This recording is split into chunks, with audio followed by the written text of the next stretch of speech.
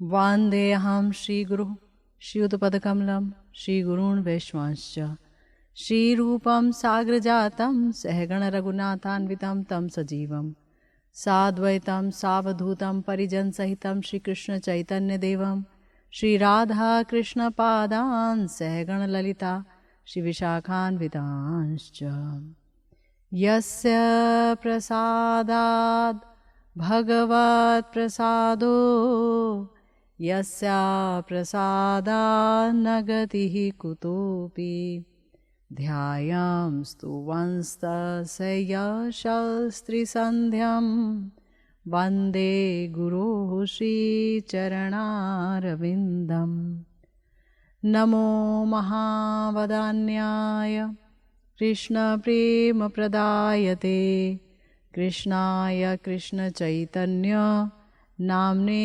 गौरत्विषे नमः।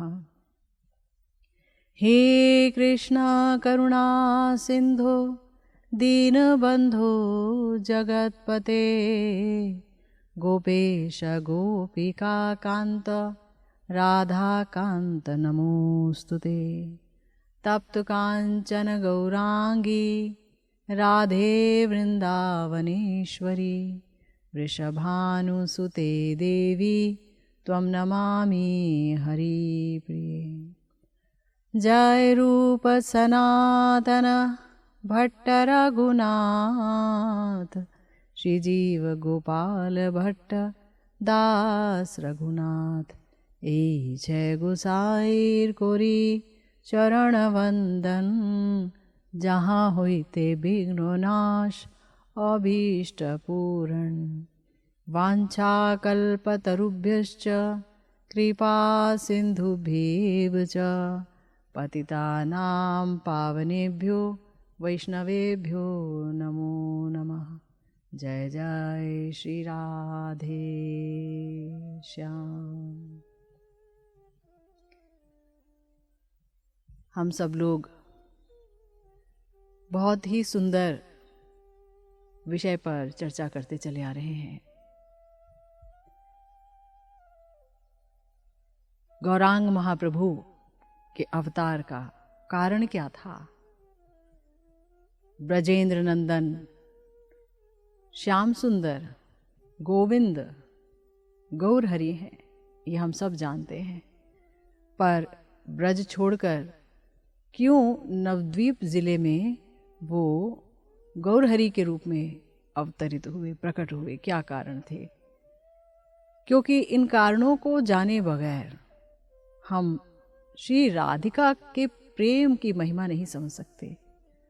और गौरांग महाप्रभु जिस अनर्पित चरी अवदान को देने आए हैं, मंजरी भाव उपासना, वो जानना भी बहुत ही मुश्किल होगा इन तीन कारणों को जाने बगैर। और ये बात मेरे प्यारे गुरुदेव जानते थे, इसीलिए उन्होंने उन तीन कारणों पर, यानी तीन अधूरी इच्छाएं श्याम सुंदर की ब्रजलीला में, जो वो पूर्ण ही नहीं कर पाए ब्रजलीला में, और जिनको पूरा करने के लिए वो गौरांग महाप्रभु हो गए, गौरहरि हो गए, प्रिया जी का महाभाव और अंग कांति लेकर। तो वो तीन इच्छाएं कौन सी थीं? वो तीन अपूर्ण इच्छाएं कौन सी थीं? और उन तीन अपूर्ण इच्छाओं को कैसे पूरा किया है रसराज श्री गोविंद ने महाभाव का आश्रय लेकर। रसराज और महाभाव जहाँ दोनों एक हो गए हैं, ऐसा सुंदर परिपूर्णतम परतत्व की सीमा है गौरहरि। तो मेरे प्यारे गुरुदेव ने ग्रंथ लिखा है हम सबके लिए, सभी के लिए, तीन वांछा, जिसे हिंदी श्रोताओं के लिए, दर्शकों के लिए हम लोग प्रस्तुत कर रहे हैं। गुरुदेव के शब्दों का अनुगत्य ले रहे हैं, उन्हीं के शब्दों का अनुशीलन कर रहे हैं और समझने का प्रयास कर रहे हैं कि हमारे प्यारे गौरांग महाप्रभु ने ब्रजलीला में अपनी तीन अपूर्ण इच्छाओं को किस प्रकार से पूर्ण किया। आपने सुना श्री राधिका के प्रेम की महिमा कैसी है, ये पहली इच्छा थी।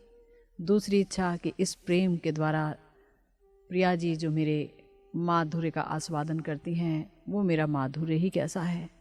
और तीसरी जो इच्छा है वो ये कि इस माधुर्य के आस्वादन के कारण उनको जो सुख उन्मत्तता होती है वो सुख उन्मत्तता किस प्रकार की है। बहुत व्याख्याएं हुई हैं इन 3 कारणों पर, और अब हम आस्वादन कर रहे हैं कि गौरांग महाप्रभु किस प्रकार से इन इच्छाओं को पूर्ण कर रहे हैं। हमने जाना श्री कृष्ण प्रेम 2 रूप से अभिव्यक्त होता है, मिलन में और विरह में। मिलन में जो श्री कृष्ण प्रेम अभिव्यक्त होता है उससे भी ज़्यादा अत्यधिक विकसित होता है विरह में। इसीलिए आचार्यों ने विरह को अपने आप में एक भारी रस कहा है, विप्लंभ रस। और मोहनाख्य महाभाव जो किशोरी जी में ही प्रकट होता है, माथुर विरह में तो बहुत अधिक रूप से देखने में आता है। मोहनाख्य महाभाव इसका जो अनुभाव है, मोहनाख्य महाभाव का जो अनुभाव है, दिव्य उन्माद, जहाँ प्रेम की अतिशयता होती है, विरह की अतिशयता होती है, आस्वादन की भी अतिशयता होती है, और पिपासा यानी तृष्णा की भी अतिशयता होती है। दिव्योन्माद जो उद्घूर्णा रूप में यानी कायिक चेष्टा के रूप में प्रकट होता है, जहाँ भ्रमाभाव चित्री होती है, भ्रम जैसा लगता है ना। जैसे कि चटक पर्वत को देख करके सोच रहे हैं गौरांग महाप्रभु कि ये गिरिराज जी स्वयं प्रकट हो गए हैं। सिंधु नीर पर जाते हैं समुद्र तट पर तो सोचते हैं कि ये कालिंदी जी प्रकट हो गई हैं। तो उसके बाद जो उनका प्रलाप है, वो जो कहते रहते हैं, वो दिव्योन्माद की जो अवस्था है, वो प्रेम की प्रगाढ़ अवस्था है, घूर्णी पाक है प्रेम का, ये समझ लीजिए। देखिए हमारे आचार्य भी कहते हैं कि प्रभुर विरहोन्माद भाव गंभीर। हम अब तक श्रवण करते चले आ रहे हैं, चाहे वो गंभीरा के गौर में हमने श्रवण किया, जो हम अब भी यही श्रवण कर रहे हैं कि नीलाचल में, गंभीरा में किस प्रकार से गोविंद गौर के रूप में, गौर किशोरी के रूप में विरहिणी राधा का भाव लेकर के आस्वादन कर रहे हैं किशोरी जी के प्रेम का, और अपने माधुर्य का आस्वादन कर रहे हैं। तो प्रभुर विरहोन्माद भाव गंभीर, बूझते न पारे के हो यद्यपि होय धीर। चाहे कोई कितना भी धीर हो, वो महाप्रभु के इस दिव्योन्माद भाव को नहीं समझ सकता। बूझते न पारी जहाँ वर्णिते के पारे। ये चीज ही ऐसी है। आज की तारीख में धीर व्यक्ति होते ही कितने हैं। सब कलिहत हैं, उपद्रव से ग्रस्त हैं, व्याधियों से ग्रस्त हैं, चंचल हैं। लेकिन ये जो दिव्योन्माद है श्रीमन महाप्रभु का, वो धीर व्यक्ति भी नहीं समझ सकता, तो आम आदमी की बात ही क्या है। हाँ, तो अगर समझ ही नहीं सकता तो वर्णन ही भला कौन कर सकता है। लेकिन से बूझे वर्णे चैतन्य शक्ति देन जारे, वही वर्णन कर सकता है, वही समझ सकता है जिसे महाप्रभु शक्ति देते हैं। तो महाप्रभु हमेशा माथुर विरह का आस्वादन कर रहे हैं अपने इस दिव्योन्माद के द्वारा। श्री कृष्ण रस का आस्वादन कर रहे हैं। हमारे आचार्य कहते हैं श्री कविराज गोस्वामी जी कि कृष्ण मथुराए गेले गोपीर जे दशा होइलो, कृष्ण विच्छेदे प्रभुर से दशा उपजिलो। उद्धव दर्शने जैचे राधार विलाप, क्रमे क्रमे होइलो प्रभुर उन्माद विलाप। राधिकार भावे प्रभुर सदा अभिमान। इस चीज को कभी मत भूलिए। गौरांग महाप्रभु राधा भाव भावित हैं। इस चीज को कभी नहीं भूलना है। अपनी उपासना में भी कुछ और नहीं समझना है। जब आचार्यों ने कह दिया कि वो राधा भाव भावित हैं, तो बस वो राधा भाव भावित हैं। वो कृष्ण भाव भावित नहीं है, वो राधा भाव भावित है, कृष्ण होते हुए भी। पर अकेले कृष्ण कहाँ हैं? महाभाव स्वरूपिणी किशोरी जी भी तो उन्हीं के साथ हैं। तो राधा भाव भावित हैं। राधिकार भावे प्रभुर सदा अभिमान से भावे आपना के होय राधा ज्ञान। स्वयं को राधा समझते हैं। तो हमने जाना कि किस प्रकार से श्री गौर प्रलाप कर रहे हैं। देखिए, प्रभु का जो विप्लम्भ रस है वो स्थायी भाव है, यानी विरह रस का ही आस्वादन कर रहे हैं, माधुर विरह रस का आस्वादन कर रहे हैं, यही स्थायी भाव है उनका, यही आस्वादन कर रहे हैं। और इसी में अनेक प्रकार के संचारी भाव रूपी तरंग इस सिंधु में उठ रहे हैं, है ना। शिला कविराज गोस्वामी पाद कहते हैं, जे काले देखे जगन्नाथ श्री राम सुभद्रा साथ। जे काले देखे जगन्नाथ श्री राम सुभद्रा साथ, तबे जाने आइलाम कुरुक्षेत्र। अब रहे जगन्नाथपुरी में रहे, है ना, रह रहे जगन्नाथपुरी में। और जब मंदिर में दर्शन करने के लिए जाते हैं तो हमेशा देखते हैं कि अरे सुभद्रा जी भी वहां पर हैं। यह हमेशा का नियम है, क्योंकि स्वयं को श्री राधा सोच रहे हैं। और जैसे ही वो जाते हैं वहां पर तो देखते हैं कि सुभद्रा जी भी हैं, बलराम जी भी हैं और श्री कृष्ण भी हैं। तो उन्हें लगता है ओह, कुरुक्षेत्र में मैं आ गई। राधा भाव है, मैं कुरुक्षेत्र में आ गई। और फिर सोचते हैं कि अरे कितने कितने वर्ष बीत गए, कृष्ण को नहीं देखा। कुरुक्षेत्र में कम से कम उनका दर्शन तो पाया। रोज का नियम है, सफल होई लो जीवन, देख लूं पद्मलोचन, जुड़ाई लो तनु मन नेत्र। मेरे तन, मेरा मन, मेरे नेत्र शीतल हो गए, मेरा जीवन सफल हो गया, मैंने पद्मलोचन के दर्शन किए। गरुड़ेर सन्निधाने रही करे दर्शने, से आनंदेर की कोई बोले। गरुड़ स्तंभेर तले आछे एक निम्न खाले, से खाल भरिलो अश्रु जले। गरुड़ स्तंभ के नीचे एक खाल है, गड्ढा सा है। श्रीमन महाप्रभु के आंखों से इतने आंसू बहते थे कि वो जो गड्ढा है वो अश्रु जल से भर जाता था। ये नियम था। और इसके बाद क्या होता था? ताहा होइते घरे आसी, माटिर ऊपरे बोसी, नखे करे पृथ्वी लिखन। हा हा कहाँ वृंदावन, कहाँ गोपेंद्र नंदन, कहाँ से वंशी वदन, कहाँ से त्रिभंग ठाम, कहाँ से वेणुगान, कहाँ से यमुना पुलिन, कहाँ रास विलास, कहाँ नृत्य गीत हास, कहाँ प्रभु मदन मोहन। श्री राधा भाव में गौर किशोरी विरहिणी राधा दर्शन जब पाती हैं जगन्नाथ मंदिर में, जगन्नाथ जी के, श्री कृष्ण के, सुभद्रा जी के, बलराम जी के, तो लगता है कि कितने वर्षों की जो विरह पीड़ा थी उसका शमन हुआ, समाप्त हुआ। देखो देखो मेरे पद्मलोचन का मुझे दर्शन प्राप्त हुआ। लेकिन बहुत अभाव हृदय में जागृत हो जाता है कि ये जिस प्रकार का दर्शन है ये भी कोई दर्शन है, क्योंकि कहाँ मेरा वृंदावन है, क्योंकि मेरा मन और वृंदावन तो एक ही है। कहाँ गया मेरा वृंदावन और कहाँ है मेरे गोपेंद्र नंदन? कहाँ वो उनके मुख पर मुरली विन्यस्त रहती थी, वो वंशी वदन, ऐसा स्वरूप कहाँ गया श्री कृष्ण का?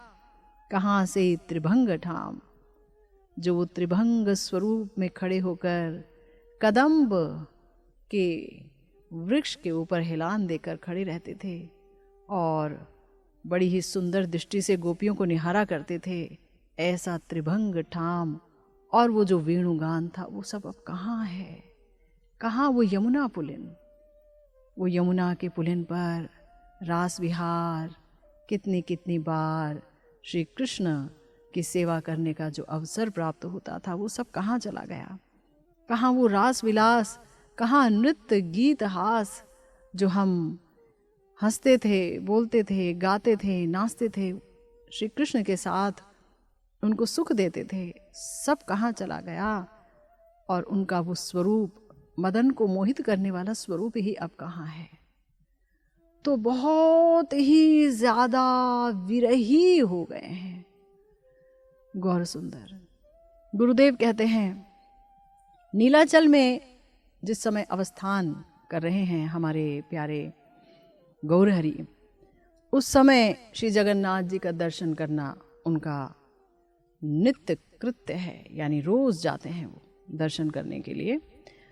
प्रिया जी के भाव में आविष्ट प्रभु श्री बलदेव और सुभद्रा जी के साथ जगन्नाथ देव के दर्शन जब करते हैं तो लगता है कि मैंने कुरुक्षेत्र में श्री कृष्ण का दर्शन पाया।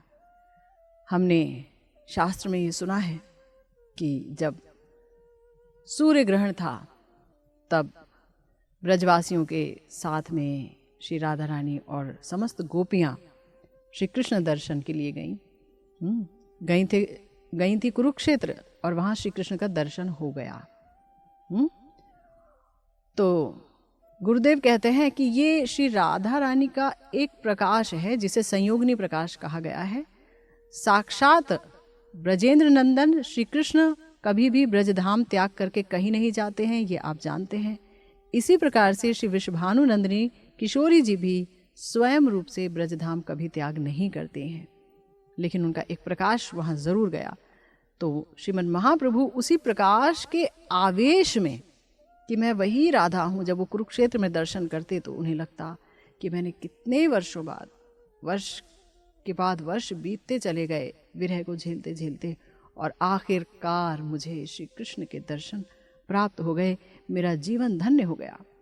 तो मेरा जीवन धन्य हो गया, इतने विरह के बाद मैंने कृष्ण को देखा।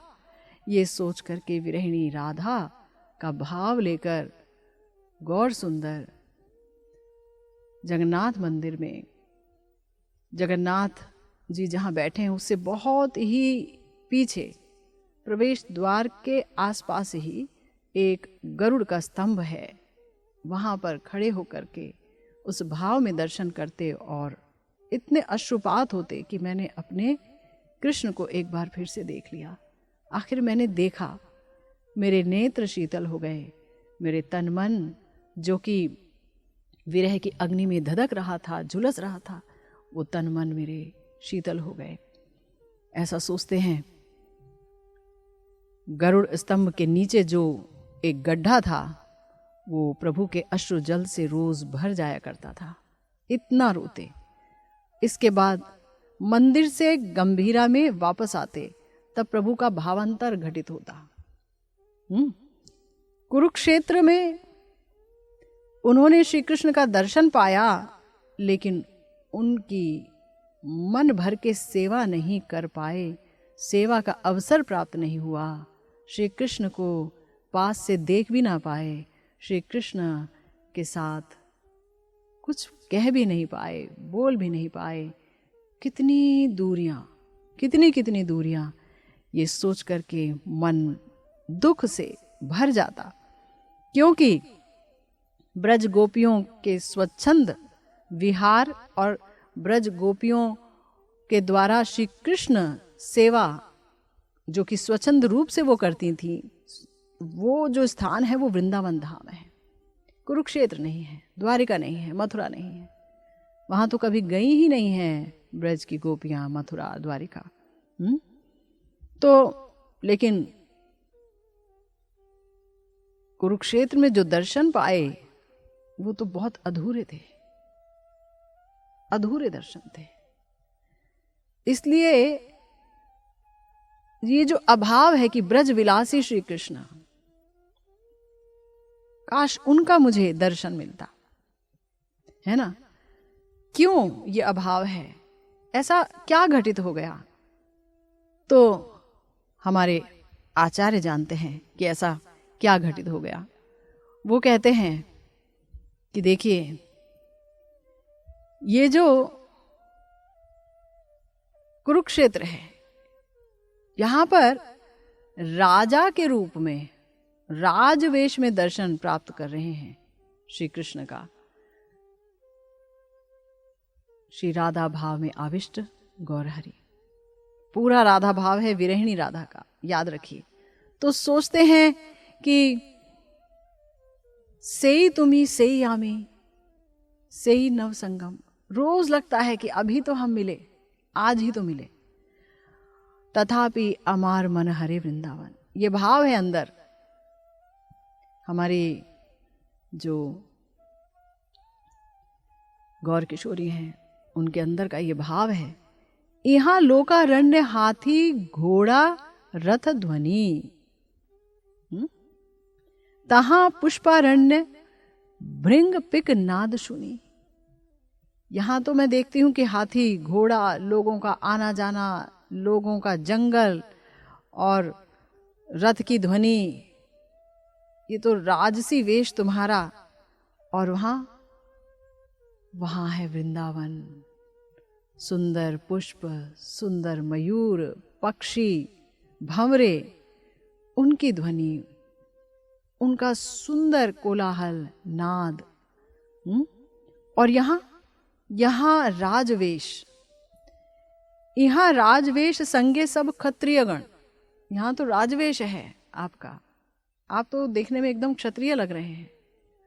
और तहां गोप वेश संगे मुरली वादन, यहाँ सब दरबारियों के साथ, संगियों के साथ, वो भाव कहाँ आ रहा है।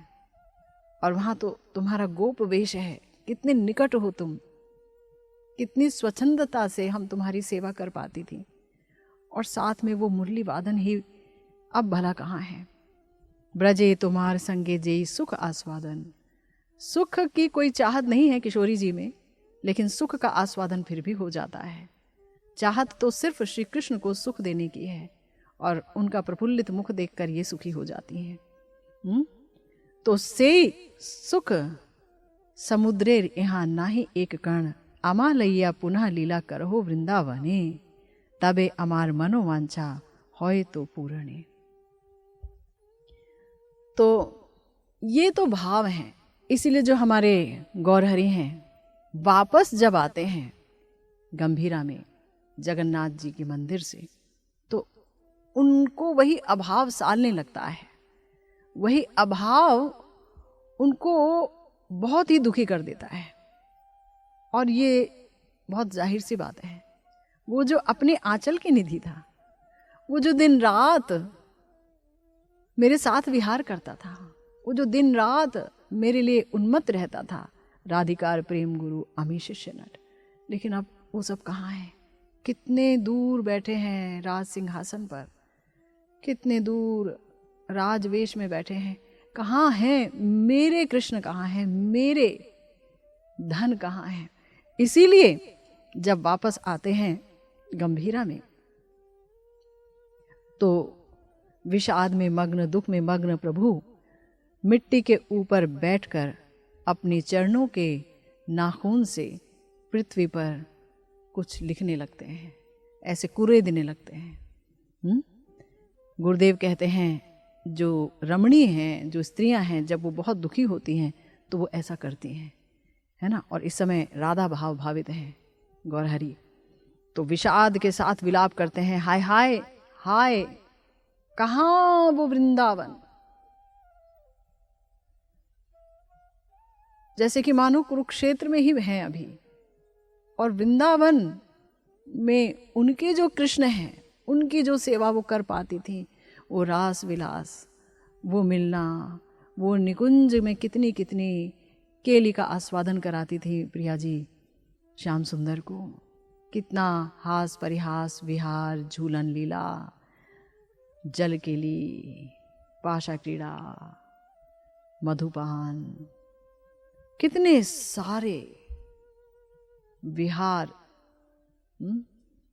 उनका साथ साथ रहना, हंसना गाना बोलना, वो सब तो कहीं चला गया। अब उसकी प्राप्ति भला कैसे संभव है। विलाप कर रहे हैं, कहाँ वो वृंदावन और कहाँ मेरे ब्रजेंद्र नंदन, कहाँ चले गए। अभी देख के तो आई आप, लेकिन नहीं, वो मेरे ब्रजेंद्र नंदन नहीं है। उनका जो राजसी वेश है, वहां मेरे ब्रजेंद्र नंदन का गोप वेश भला कहाँ है ना।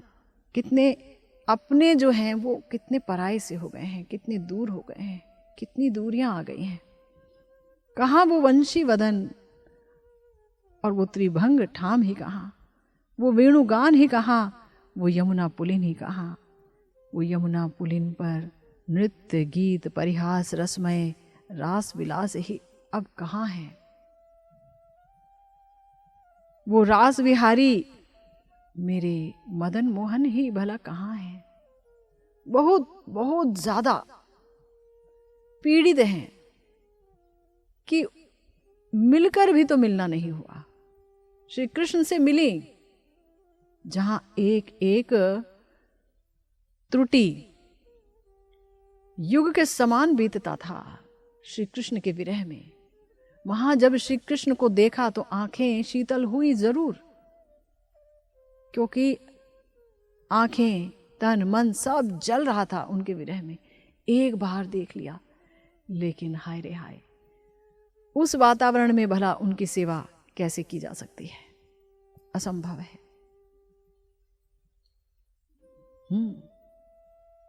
प्रभु के मन में अनेक प्रकार के भाव जागृत हो रहे हैं, मन उद्विग्न और अस्थिर हो रहा है, क्षण काल भी वो बिता नहीं पा रहे हैं। प्रबल विरहानल में उनका धैर्य नष्ट हो गया और वो अनेक प्रकार के श्लोक पाठ करते करते विलाप करते रहते हैं। उठिलो नाना भावावेग मन होइलो उद्वेग, उठिलो नाना भावावेग मने होइलो उद्वेग, क्षण मात्र नारे गंवाई थे। एक क्षण बिताना भी अब असंभव हो गया है। प्रबल विरहानले, क्योंकि श्री कृष्ण के दर्शन के बाद वो जो विरह अनल है वो कोटि कोटि गुना अधिक बढ़ गया है। वो अभाव और भी साल रहा है और भी कष्ट दे रहा है कि हाय वो सब कहाँ चला गया। कृष्ण तो हैं और मैं भी तो हूं, लेकिन फिर भी तो कुछ नहीं है हमारे बीच में, है ना। प्रबल विरहानले धैर्य होइलो टलमले, नाना श्लोक लागिला पड़ी थे। अनेक श्लोक पढ़ने लग गए, कहने लगे अमून्य धन्यानि दिनांतराणि हरे त्वदालोकनमन्तरेण अनाथ बंधो करुणैक सिंधो हा हंत कथम नयामि। हाय हाय, हे अनाथ बंधो, हे करुणैक सिंधो, हे हरे, तुम्हारे दर्शन के बिना दिनांतर्गत ये क्षण मुहूर्त आदि अधन्य समय में किस प्रकार से बिताऊं। गोपी प्रेम में, कृष्ण विरह में एक क्षण भी कोटि कल्प के जैसा प्रतीत होता है, ये हम सुनते चले आए हैं। इसलिए जो प्रतिक्षण है उसको अतिवाहित करना, उसे बिताना बहुत ही असहनीय हो उठता है। तब श्री कृष्ण के निकट ही ये प्रार्थना करने लगती हैं, तुम्हार दर्शन बिने अधन्य एई रात्रि दिने, एई काल ना जाए कटानो। तुम्ही अनाथेर बंधु, अपार करुणा सिंधु, कृपा कोरी देहो दर्शन। तो हमारे गौरांग महाप्रभु श्री कृष्ण कर्णामृत का आस्वादन कर रहे हैं। इस समय श्लोक को कह रहे हैं, प्रबल विरहानल है, सोच रहे हैं कि मैं कैसे अपने मदन मोहन को पाऊं, कैसे वंशी वदन को पाऊं। वो रास विलास हास परिहास जहाँ होता था, उस यमुना पुलिन को ही मैं कैसे पाऊं? क्योंकि बिना कृष्ण के यमुना पुलिन ही क्या है प्रिया जी के लिए। बिना कृष्ण के वृंदावन तो सूना है। इसलिए तड़प रहे हैं, तड़प करके, जब कहीं से कोई उपाय नहीं दिख रहा है, रो रो कर भी अधीर होने के बाद कोई उपाय नहीं दिख रहा है, तो जिसके लिए रो रहे हैं गौर हरि, उसी के चरणों में प्रार्थना कर रहे हैं राधा भाव में कि हाय हाय हे अनाथ बंधु, तुम तो अनाथ के नाथ हो, जिसका कोई नहीं, सब कहते हैं उसके तो तुम हो। तुम्हारे बिना और तुम्हारे सिवा मेरा तो कोई नहीं, तो मेरे जैसे अनाथ के तुम बंधु हो। इसीलिए तुम्हारे चरणों में ये प्रार्थना कर रही हूं। और ना केवल ये कि तुम अनाथ बंधु हो, मेरे बंधु हो, तुम करुणेक सिंधु भी तो हो। हे करुणेक सिंधु, क्योंकि इस जगत में किसी के पास करुणा नहीं है, ना काल, ना माया, ना जीव, किसी में तो करुणा नहीं है। करुणा तो सिर्फ कृष्ण तुम में है। तुम ही करुणा के अनंत अनंत सिंधु हो। तो क्या मेरी दशा देखकर तुम मुझ पर करुणा नहीं करोगे? तुम मेरा विरह देखकर, मेरा अभाव देखकर क्या करुणा नहीं करोगे? क्या तुम, जो कि दुनिया कहती है, शास्त्र कहते हैं तुम अनाथ बंधु हो, दीन बंधु हो, तो क्या मैं अनाथ ही रह जाऊंगी? क्या मेरी प्रार्थना पर तुम्हारी सुनवाई नहीं होगी? क्योंकि तुम्हारे दर्शन के बिना, तुम तो जानते हो, तुम्हारे दर्शन के बिना एक त्रुटि भी अनेक युगों जैसा लगता है। आप जानते हैं किशोरी जी श्याम सुंदर के दर्शन में आनंद और मदन को बाधा समझ लेती हैं। किशोरी जी पलकों को बाधा समझ लेती हैं कि ये कृष्ण दर्शन नहीं करने देते। विधाता जिन्होंने पलकें बनाई और हमें सिर्फ 2 नेत्र दिए, जबकि इंद्र को कोटि कोटि नेत्र दिए। मछली जो कृष्ण दर्शन नहीं करती, उसको पलक विहीन नेत्र दिए। ब्रह्मा जी ने स्वयं अपने पास 8 नेत्र रख लिए और हमें सिर्फ 2 नेत्र दिए। हम जो कृष्ण दर्शन की प्यासी हैं, 2 नेत्र ही दिए, और 2 नेत्र दिए तो पलकों वाले दे दिए। और वहां फिर आनंद और मदन ये बाधाएं हैं, फिर गुरुजन, पड़ोसी, कुल धर्म, मर्यादाएं, ये सब कितनी सारी विपदाएं, कितनी सारी बाधाएं, और ऊपर से लज्जा, ये अपने आप में एक बहुत बड़ी बाधा। तो ऐसे में जहां तुम्हारे दर्शन के बिना एक क्षण भी हमें अधन्य लगता है, एक क्षण भी हम नहीं काट सकती, ऐसे में इतना समय हम कैसे बिताएंगे? कहाँ हो तुम? तुम क्या हमारी प्रार्थना नहीं सुनोगे? तुम तो सबका सुनते हो, सबकी प्रार्थना सुनते हो। तो इसीलिए श्री कृष्ण के निकट प्रार्थना कर रही हैं कि तुम्हारे दर्शन के बिना ये रात दिन अधन्य है, बेकार हैं, ये समय हमसे नहीं कट रहा है। जहां एक क्षण कोटि कोटि कल्प के बराबर लगता है कृष्ण दर्शन के बिना, कृष्ण सेवा के बिना, वहां 24 घंटे कितने भयंकर होंगे। और फिर 2 दिन और 3 दिन, फिर दिन पे दिन, फिर सप्ताह, फिर मास, और ऐसे करते करते कितने साल गुजर गए। इसीलिए प्रिया जी ने जब दर्शन किया कुरुक्षेत्र में श्यामनागर का, तो उनका मन, उनका तन, उनकी आंखों की जलन शांत हो गई।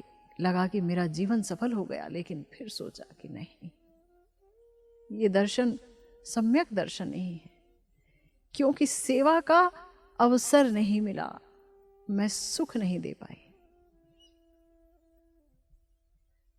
तो उठिलो भाव चपल मन होइलो चंचल, भावेर गति बुझनो न जाए।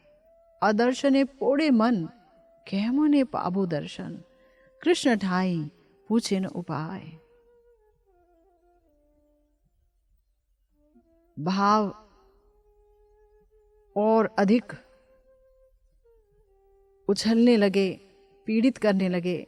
मन स्थिर नहीं हो पा रहा है। श्रीमन महाप्रभु का गंभीरा में बार बार विषाद से घिरे हुए हैं, रोए जा रहे हैं, चंचल हो गया है मन। भाव की गति ना वो स्वयं समझ पा रहे हैं, ना कोई और समझ पा रहा है।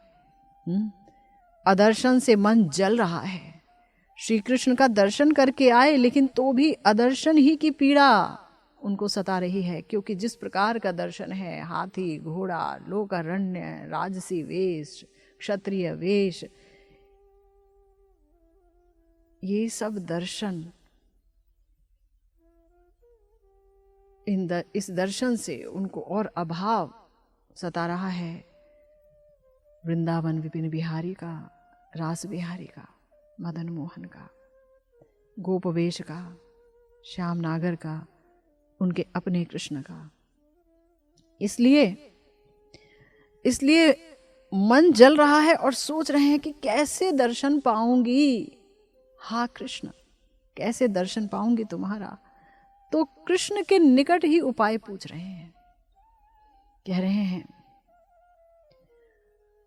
तच्छैशरम त्रिभुवनाद्भुत मित्येव हि मच्चापलञ्च तव वामम वाधिगम्यम् तत किं करोमि विरलं मुरलीविलासी मुग्धं मुखाम्बुज मुदीक्षितो मीक्षणाभ्याम। कह रहे हैं, हे नाथ, देखिए किस हृदय से ये शब्द निकल रहे हैं, हे नाथ, क्योंकि तुम्हारे सिवा मेरा कौन है। प्रिया जी के भाव को समझना होगा। प्रेम की महा सिंधु, और उस प्रेम के महासिंधु में अनंत भाव के तरंग उठ रहे हैं। दिव्योन्माद है, प्रलाप है, चित्रजल्प है, और ये भला कौन समझ सकता है। कह रही हैं, हे नाथ, तुम्हारा कैशोर वयस और मेरा चापल्य, ये दो त्रिभुवन में अत्यधिक अद्भुत हैं। तुम्हारा किशोर वयस और मेरी चंचलता, ये सिर्फ तुम और मैं ही जानते हैं। ये दूसरा कोई नहीं जान सकता, क्योंकि इसका अनुभव तुम ही तो कुंज में पाते थे। मेरा चापल्य, तुम्हारी सेवा करने की चंचलता, तुम्हें प्रसन्न करने के लिए चांचल्य, तुम्हारा मुख देखकर प्रफुल्लित होकर मेरे भीतर जो चंचलता आ जाती है, वो सब सिर्फ तुम ही तो अनुभव करते थे। और तुम्हारी माधुरी, कैशोर वयस की माधुरी, ये दो चीजें त्रिभुवन में अति अति अति अद्भुत है। इसका अनुभव तुम्हारे और मेरे सिवा कोई नहीं पा सकता। और अब सोचो, तुम्हारी उस अतुलनीय वंशी विलासी मनोहर मुख कमल को अपने दो नयनों से भरकर देखने के लिए मैं क्या करूं। हे कृष्ण, इसका उपाय तुम ही तो बता दो। मेरे पास कोई उपाय नहीं। मैं तो अनाथनी की तरह हूं, लेकिन तुम तो अनाथ बंधु हो। तो क्या तुम मेरे बंधु नहीं हो? क्योंकि तुम्हारा वो वंशी विलासी मुख दर्शन करने के लिए मेरी आंखें अत्यंत प्यासी हैं, अत्यंत तृषित हैं। ऐसा दर्शन मैं नयन भर कर लूं, इसका उपाय मैं कितना सोचूं तो भी नहीं जान पाती। क्या उपाय करूं कि मुझे फिर से तुम्हारे उसी वंशी वदन के दर्शन मिल जाए। वंशी गाना अमृत धाम तुम्हारा वो वदन, लावण्य अमृत धाम तुम्हारा वो श्रीमुख। हाय हाय, क्या अब कभी फिर से वो दर्शन नहीं होंगे? क्योंकि नीलाचल में, जगन्नाथ मंदिर में ऐसे दर्शन उपलब्ध नहीं है, इसलिए अत्यंत वंचित अनुभव कर रहे हैं। श्री राधा भाव में माथुर विरह का आस्वादन करते हुए हमारे गौरहरि। आपको बताया कि विरह भी भरपूर आनंद का ही स्वरूप है। आनंद जब अत्यधिक प्रगाढ़ हो जाता है तब वो विरह का रूप धारण कर लेता है और वो ज्वलनशील दिखता है, विष के जैसा दिखता है, लेकिन वो विष और अमृत का एकत्र मिलन है। तो कहते हैं, तोमार माधुरी बल ताते मोर चापल, ए दुई तुम्ही आमी जानी। तुम्हारे माधुर्य का क्या बल है, तुम्हारे माधुर्य का जो बल है उसी से तो मेरी इतनी चंचलता है। तुम्हारी माधुरी का बल और मेरी चंचलता, ये तो तुम और मैं जानते हैं। उस बल का अनुभव मैं करती हूँ तुम्हारे माधुर्य का, क्योंकि किशोरी जी के पास ही तो मादनाख्य महाभाव है, जिसके द्वारा वो श्री कृष्ण के माधुर्य का सम्यक रूप से, पूर्ण रूप से पान कर लेती हैं, तो भी मगर बहुत अधिक अतृप्त रह जाती हैं, अतृप्त रह जाती हैं।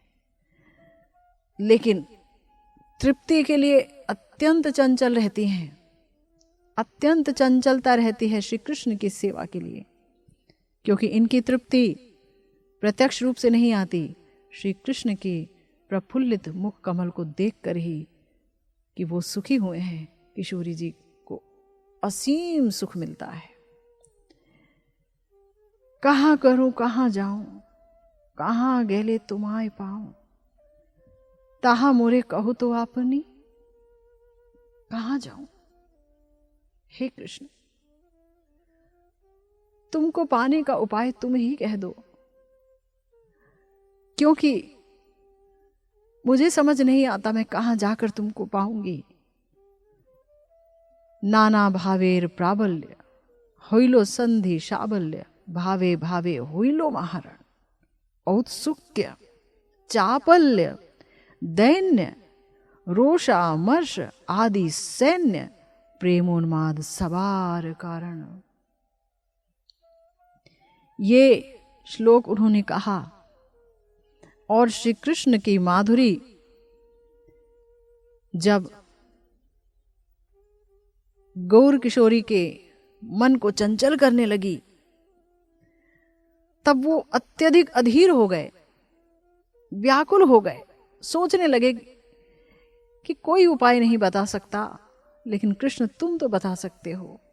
और ये कहते कहते अनेक भाव गौरहरि के विरह सिंधु में उठने लगे, ये भाव रूपी तरंग, और भाव भाव में महारण होने लगा। एक भाव दूसरे भाव को पटक देता, दूसरा भाव तीसरे भाव को पटक देता, इस तरह से अनेक भाव मानो महाप्रभु के देह पर हावी हो गए। उत्सुक, अत्यंत व्याकुल हो गए, उत्सुक हो गए कृष्ण को पाने के लिए, अत्यंत अत्यंत अत्यंत चंचल हो गए और नहीं पा रहे हैं, नहीं मिल पा रहे हैं उन्हें उनके वंशी वदन। तो हाहाकार, दैन्य दैन्य कि हाय मैं योग्य ही नहीं हूं, कैसे पाऊं तुम्हें, तुम ही बताओ। और कभी रोष,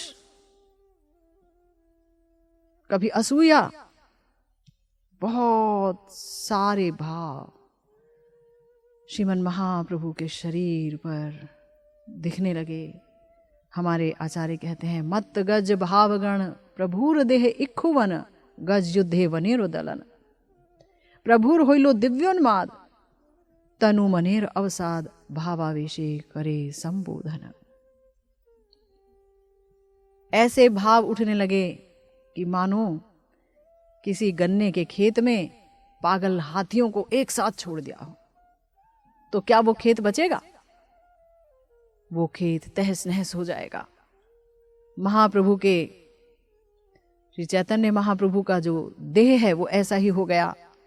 ऐसा लगा कि जैसे भाव रूपी हाथियों ने श्रीमन महाप्रभु के सुकोमल देह को दलित कर दिया है, उसका दलन कर दिया है। महाप्रभु को दिव्योन्माद होने लगा। तन और मन बेहद विषाद युक्त हो गए, भावाविष्ट हो गए और कहने लगे। तो गुरुदेव समझा रहे हैं, इस श्लोक को गुरुदेव कह रहे हैं कि किशोरी जी के भाव में श्रीमन महाप्रभु श्री कृष्ण के लिए कह रहे हैं, तुम्हारे माधुर्य और मेरी चंचलता, इन दोनों का बल तुम और मैं, सिर्फ हम दोनों ही जानते हैं और कोई नहीं जानता। कृष्ण प्राप्ति के अभाव में किशोरी जी का चापल्य प्राण सम ललिता आदि सखी भी नहीं जानती हैं। इसीलिए तो कह रही हैं कि हे राधे तुम धैर्य रखो, वो आएंगे। वस्तुतः ये जो चापल्य है, ये चंचलता है, ये प्रेम की ही शक्ति है और प्रेम ही कृष्ण माधुर्य के आस्वादन का एकमात्र कारण है। श्री कृष्ण माधुर्य के सिंधु हैं और जिस प्रकार के प्रेम के द्वारा श्री कृष्ण माधुर्य सिंधु का पूर्ण आस्वादन हो सकता है, एकमात्र किशोरी जी ही अपने परम महान प्रेम से श्री कृष्ण माधुर्य को पूरी तरह से आस्वादन कर पाती हैं। इसीलिए श्री कृष्ण माधुरी के आस्वादन के अभाव में उनकी जो चंचलता है वो उनके सिवा कोई नहीं जान सकता। वो स्वयं ही अपनी चंचलता को जानते हैं, क्योंकि जब कृष्ण माधुर्य का आस्वादन कोई अन्य सखी पूरी तरह कर ही नहीं पाती, क्योंकि उनके पास मादना के महाभाव ही नहीं है। मात्र और मात्र श्री राधा ठाकुरानी प्रेममयी श्री राधिका ही वो आस्वादन कर पाती हैं उस माधुर्य का, तो वही जानती हैं कि उनके अंदर कितनी चंचलता है। ये माधुर्य उनको कैसे चंचल कर देता है, सखियां नहीं जान पाएंगी। इसीलिए श्री राधिका के भाव में प्रभु व्याकुल होकर के पूछ रहे हैं श्री कृष्ण से कि तुम जानते हो और मैं जानती हूं, ये बताओ कि मेरी ये चंचलता, ये चंचलता कब फिर से स्थिर होगी? तुम कब मिलोगे, कहाँ मिलोगे, कैसे मिलोगे? मेरा तन और मन चंचल है तुम्हें पाने के लिए, तुम्हारी सेवा के लिए। कहाँ जाऊं कि फिर से तुम्हारे दर्शन को पाऊं? नाना भाव के उदय से प्रभु में जो है भाव संधि और भाव साबल्य का उदय हुआ है। जब दो भाव एक साथ मिलते हैं तो उसे कहते हैं भाव संधि, और जब अनेक अनेक प्रकार के संचारी भाव, व्यभिचारी भाव एक दूसरे को मर्दित करते हैं उसे कहते हैं भाव साबल्य। और बहुत भाव के संघर्ष से प्रभु का जो हृदय है मानो वो एक रण क्षेत्र बन गया, जहाँ भाव के साथ भाव का ही महायुद्ध चलने लगा। औत्सुक्य, चापल्य, दैन्य, रोष, अमर्ष, ऐसे अनेक अनेक संचारी भाव योद्धा की तरह प्रभु के हृदय में अधिकार जमा रहे थे, और दिव्य उन्माद ही इस भाव युद्ध का एकमात्र और एक ही मात्र कारण है। प्रभु का चित्त मन जिस भाव समूह से आलोड़ित है, कविराज गोस्वामी पाद ने उसका बड़ा ही सुंदर दृष्टांत दिया, जो आपने सुना कि अगर बहुत सारे पागल हाथी किसी इक्षुवन में प्रविष्ट हो जाएं तो फिर वो उस इक्षुवन को, उस गन्ने के वन को पूरी तरह से चूर मार कर देते हैं।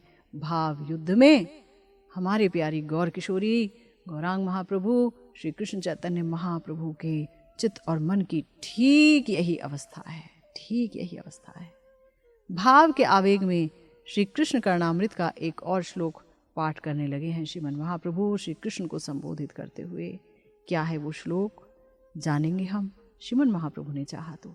इसी के साथ आज की भागवती कथा यही विश्राम लेती है।